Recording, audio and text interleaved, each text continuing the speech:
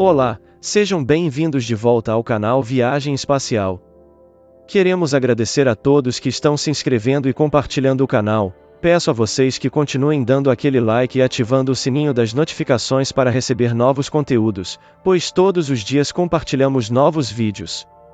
E continuando a série sobre as luas dos planetas do Sistema Solar, hoje vamos falar de Phobos, a lua de Marte. Marte possui dois pequenos satélites conhecidos, Phobos e Deimos, os quais acredita-se serem asteroides capturados. Ambos os satélites foram descobertos em 1877 por Asaph Hall, e receberam o nome em homenagem às figuras mitológicas Phobos, medo, fobia, e Deimos, terror, pavor, os quais, na mitologia grega, acompanhavam seu pai Ares, deus da guerra, nas batalhas. Ares era conhecido como Marte pelos romanos. Phobos é um dos dois satélites naturais de Marte. É o maior e mais próximo satélite natural de Marte. Com um raio médio de 11,1 km, Phobos é 7,4 vezes mais massivo que a outra lua marciana Deimos. Phobos foi descoberto por Asaph Hall em 18 de agosto de 1877, justamente 6 dias após a descoberta de seu parceiro Deimos. Seu nome vem da Grécia Antiga e significa medo. Na mitologia grega, Phobos era filho de Ares, Marte na mitologia romana, e Afrodite. Phobos é, em todo o Sistema Solar, o satélite que orbita mais próximo do planeta-mãe, e menos de 6.000 km acima da superfície marciana e orbita Marte 3 vezes ao dia. Encontra-se, por isso, abaixo da órbita síncrona para Marte. Por esse motivo, a sua órbita vai descendo a um ritmo de 1,8 metros por século. Assim, dentro de 30 a 50 milhões de anos pode ocorrer uma de duas coisas, ou Phobos se despenha sobre Marte ou, o que é mais provável, antes que isso aconteça, as forças gravitacionais destruirão o satélite criando um anel à volta de Marte. Também por conta de sua proximidade, ela orbita mais rápido do que a rotação marciana, o que a faz a nascer e se pôr 3 vezes por dia. Phobos demora cerca de 7,65 horas a completar uma volta sobre si próprio, que corresponde ao mesmo tempo que leva a completar uma volta ao redor de Marte. Como consequência disso, Phobos tem sempre a mesma face voltado para Marte. Os astrônomos supõem que o satélite era provavelmente um asteroide composto de condritos carbonáceos que foi capturado pela força de gravidade do planeta. Os condritos carbonáceos são um tipo particular de condritos. Apresentam um teor elevado de carbono, até 3%, o qual ocorre na forma de grafite, carbonatos e compostos orgânicos, incluindo aminoácidos. Além destes, podem conter água e minerais alterados pela água. Os condritos carbonáceos não são expostos a altas temperaturas, pelo que se aparentam muito pouco alterados por processos térmicos. A outra lua Deimos e também algumas luas de Netuno, acreditam-se também que eram asteroides que foram capturados. Uma curiosidade a respeito de Phobos, é que não pode ser visto do extremo norte nem do extremo sul de Marte porque sua órbita é alinhada à linha do Equador. Phobos tem dimensões de 27 km multiplicação 22 km multiplicação 18 km, e retém muito pouca massa para ser arredondado sob sua própria gravidade. Phobos não possui atmosfera, devido a pouca massa. É um dos corpos menos refletivos do Sistema Solar, com um albedo de aproximadamente 0,071. Análises de espectro infravermelho mostram que a composição de sua superfície é semelhante à de Marte. Esses resultados levaram à sugestão de que Phobos poderia conter um reservatório de gelo. A densidade de Phobos é muito baixa para conter rocha sólida, e é conhecido por ter alta porosidade. O satélite possui um grande número de crateras. A maior delas é a cratera Stickney. O nome foi dado em homenagem a Chloe Angelina Stickney Hall, esposa do astrônomo Asaph Hall que descobriu Phobos. A cratera Stickney possui outra cratera dentro dela de 2 km de diâmetro, fruto de um impacto posterior. Uma grande cratera de impacto com cerca de 9 km de diâmetro. Assim como na cratera de Mimas, Herschel, o impacto que criou Stickney deve ter quase destruído Phobos. As rochas na superfície possuem muitas ranhuras e erosões. Os pesquisadores suspeitam que elas tenham sido formadas por material ejetado no espaço por impactos na superfície de Marte.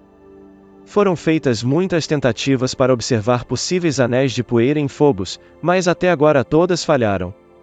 Imagens recentes da Mars Global Surveyor indicam que Phobos é coberto por uma camada de regolito com pelo menos 100 metros de espessura. Supõe-se que tenha sido criada por impactos de outros corpos, mas não se sabe como o material ficou preso a um objeto quase sem gravidade. Uma pessoa com 68 kgf, 667 N, na Terra pesaria cerca de 60 gf, 5,9 N, em pé na superfície de Phobos. A gravidade superficial é de 0,0057 ms2. Uma pessoa com 68 kgf, 667 N, na Terra pesaria cerca de 60 gf, 5,9 N, em pé na superfície de Phobos. A gravidade superficial é de 0,0057 ms2. Uma simulação de computador e uma análise de dados indicam que Phobos e Deimos se originaram da desintegração de uma lua muito maior entre 1 e 2,7 bilhões de anos atrás. As formações geológicas em Phobos recebem o nome de astrônomos que estudaram Phobos e pessoas e lugares fictícios da obra de Jonathan Swift, As Viagens de Gulliver. Apenas um régio recebeu o nome, Laputa Régio, e apenas uma planitia, Lagado Planitia, ambos receberam nomes de lugares de As Viagens de Gulliver. O único tergo que recebeu nome em Phobos é Kepler Dorsum, em honra ao astrônomo Johannes Kepler. Várias crateras já possuem nome. Johannes Kepler foi um astrônomo, astrólogo e matemático alemão. Considerado figura-chave da revolução científica do século XVII, é todavia célebre por ter formulado as 3 leis fundamentais da mecânica celeste, denominadas Leis de Kepler, tendo estas sido codificadas por astrônomos posteriores com base nas suas obras Astronomia Nova, Harmonices Mundi e Epítome da Astronomia de Copérnico. Essas obras também forneceram uma das bases para a teoria da gravitação universal de Isaac Newton. Phobos foi fotografada de perto por várias sondas espaciais cuja missão principal era fotografar Marte. A primeira foi a Mariner 9 em 1971, seguida da Viking 1 em 1977. Os programas Mars Global Surveyor, Mars Express e Mars Reconnaissance Orbiter também estudaram Phobos. A sonda Rover Spirit também tirou fotografias de Phobos no céu marciano em agosto de 2005. Algumas missões dedicadas a Phobos foram feitas pela União Soviética com o programa Phobos. 2 sondas, Phobos 1 e 2, foram enviadas a Marte em 1988. Ambas enfrentaram problemas que encerraram prematuramente suas pesquisas. A Agência Espacial Russa planejou uma nova missão a Phobos em 2011 chamada Phobos Grunt. A sonda Phobos Grunt foi uma missão planejada pela Agência Espacial Federal Russa com o objetivo de retornar amostras da Lua Phobos, um dos satélites naturais do planeta Marte. Deveria ser a primeira missão interplanetária da Rússia desde o fracasso da missão Mars 96 há 14 anos antes. Com o objetivo de retornar amostras do solo de Phobos à Terra. Porém, a missão falhou na órbita terrestre. Phobos é constituída essencialmente por um amontoado de detritos, com grandes espaços entre os blocos rochosos que compõem o interior da Lua. Cerca de 1/4 a 1/3 da Lua Phobos será composto por espaço vazio. A Lua Phobos está a aproximar-se lentamente, alguns centímetros por ano, de Marte, o que significa que, a longo prazo, ambos poderão se colidir. Com base em dados observacionais, Benjamin Black e Tushar Mittal, da Universidade de Nova York, deduziram que os componentes menos densos de Phobos podem acabar por desintegrar-se daqui a 20 a 40 milhões de anos, quando o efeito da força gravitacional de Marte se tornar demasiado forte.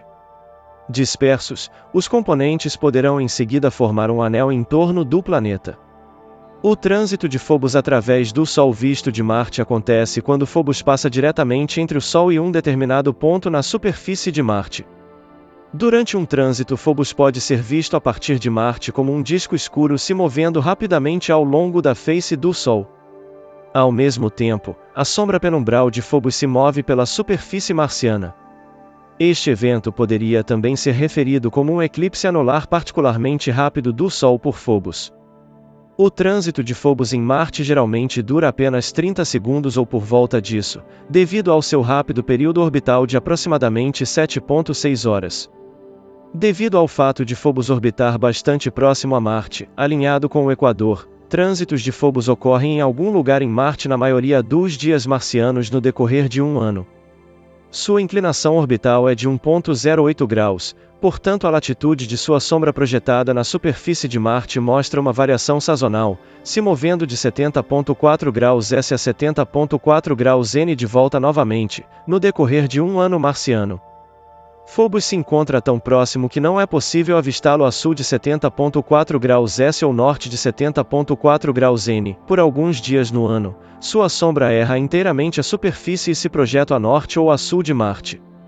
Em qualquer determinada localização geográfica na superfície de Marte, há dois intervalos em um ano marciano em que as sombras de Phobos ou Deimos passam pela mesma latitude.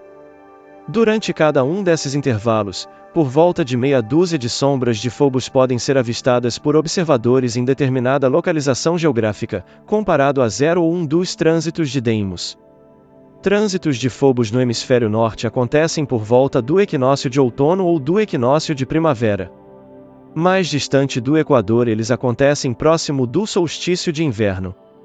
Observadores em altas latitudes abaixo de 70,4 graus verão um diâmetro angular bem menor de Phobos porque eles se encontram consideravelmente distantes dele do que os observadores do Equador de Marte. Por consequência, os trânsitos de Phobos para tais observadores, o trânsito de Phobos cobrirão uma porção bem menor do disco solar. Devido à sua órbita muito próxima a Marte, Phobos não pode ser avistado a norte de 70,4 graus N ou a sul de 70,4 graus S. Tais latitudes obviamente também não terão qualquer trânsito. A sonda Opportunity fotografou trânsitos de Phobos em 7 de março de 2004, 10 de março de 2004 e 12 de março de 2004. Vistas da órbita, a sombra penumbral de Phobos pode ser vista movendo-se rapidamente pela superfície marciana. Esta sombra na superfície de Marte foi fotografada diversas vezes pela Mars Global Surveyor. Mars Global Surveyor foi uma sonda espacial orbitadora estadunidense, destinada a explorar o planeta Marte.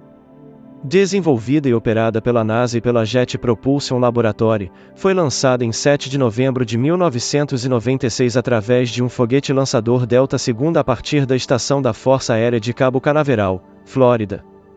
Nos anos 70, as sondas Viking 1 Lander e Orbiter também fotografaram as sombras. A Lander detectou a sombra penumbral de Phobos passando por ela. Foi detectado apenas um pequeno escurecimento da luz ambiente. A câmera da Viking Lander não capturou imagens do Sol.